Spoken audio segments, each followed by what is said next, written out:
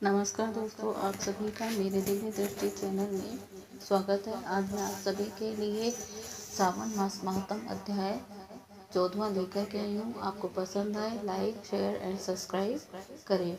नागपंचमी व्रत का महात्म। इस पर बोले, हे महामुनि, सावन मास में जो व्रत करने योग्य है वो अब मैं बताऊंगा, आप उसे ध्यान से सुनिए।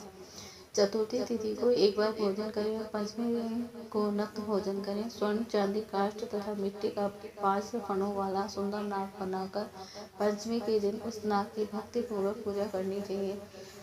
द्वार के दोनों ओर गोबर से बड़े बड़े नाग बनाए और दही दूध दुर्वा पूर्ण कनेर मालती चमेली चंपा के फूलों गंधों अक्षतों धूपों तथा मनोहर दीपों से उनकी विधिवत पूजा करें।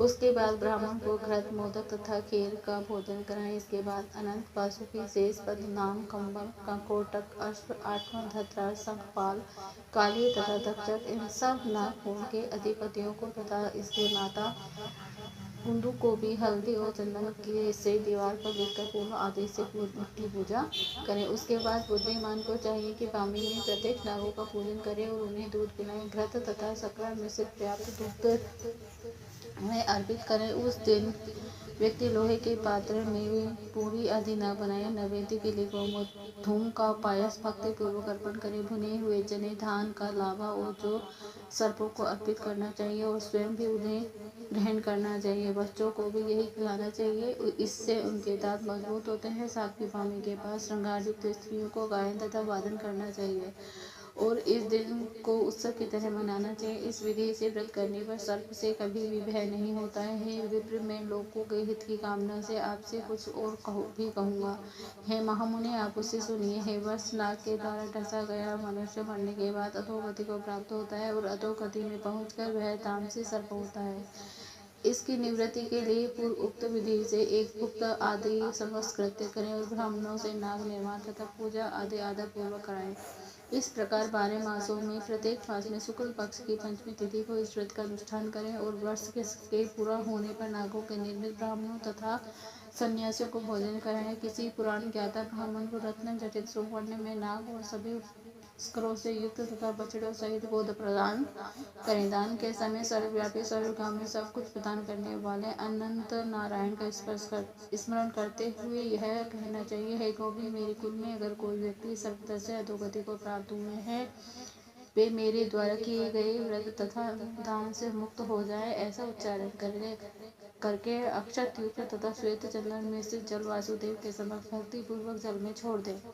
हे मुनि सत्व, इस विधि से व्रत के करने पर उसके कुल में जो सभी लोग सर्प के काटने से भविष्य में मृत्यु को प्राप्त होंगे या पूर्व में मर चुके हैं, वे सब सदगति को प्राप्त होंगे। साथ ही हे कुलनन, इस विधि से व्रत करने वाला अपने सभी वंशजों का उद्धार करके अप्सराओं के द्वारा सेवित होता हुआ शिव सानिध्य प्राप्त करता है। जो मनुष्य वित्त साढ़्य से रहित होता है वही इस व्रत का संपूर्ण फल प्राप्त करता है। जो लोग शुक्ल पक्ष की सभी पंचमी तिथि में नतमस्तक करके भक्ति संपन्न होकर पुष्पों आदि उपहारों से सौभाग्यशाली नागों का पूजन करते हैं, उनके घरों में मणियों की किरणों से विभूषित अंगों वाले सर्प उन्हें अभय देने वाले होते हैं, उनके ऊपर प्रसन्न रहते हैं। जो ब्राह्मण ग्रह का दान का प्रतिग्रह करते हैं, वे भी घोर यातक होकर अंत में सर्प योनि को प्राप्त होते हैं। मुनि सत्व, जो कोई भी मनुष्य नाग हत्या के कारण इस लोक में मृत संतानों वाले अथवा पुत्रहीन होते हैं और जो कोई मनुष्य स्त्रियों के प्रति कार्पण्य के कारण सर्प योनि में जाते हैं, कुछ लोग धरोहर रखकर उसे स्वयं ग्रहण कर लेते हैं तो मिथ्या भाषण के कारण सर्प होते हैं, अथवा अन्य कारणों से भी जो मनुष्य सर्प योनि में जाते हैं, उन सभी के प्रायश्चित के लिए यह उत्तम उपाय कहा गया है। यदि कोई मनुष्य वित्त साठ्य से रहित होकर नाग पंचमी का व्रत करता है तो उसके कल्याण के लिए सभी नागों के अधिपति से इस नाग तथा वासु की हाथ जोड़कर प्रभु श्री हरि से तथा सदा शिव से प्रार्थना करते हैं। तब शेष और वासुकी की प्रार्थना से प्रसन्न हुए परमेश्वर शिव तथा विष्णु उस व्यक्ति के सभी मनोरथ पूर्ण कर देते हैं। वह नाग लोक में अनेक प्रकार के विपुल सुखों का उपभोग करके बाद में उत्तम वैकुंठ अथवा कैलाश में जाकर शिव तथा विष्णु का गण बनकर के परम सुख प्राप्त करता है। हे वत्स, मैंने आपसे नागों के इस पंचमी व्रत का वर्णन कर दिया। इसके बाद अब आप अन्य कोई सा व्रत सुनना चाहते हैं उसे बताइए। इस प्रकार श्री स्कंद पुराण के अंतर्गत इस वसंत कुमार संवाद में सावन मास महात्म्य में नाग पंचमी व्रत कथन नामक 14वां अध्याय पूर्ण हुआ। श्री शिवाय नमः।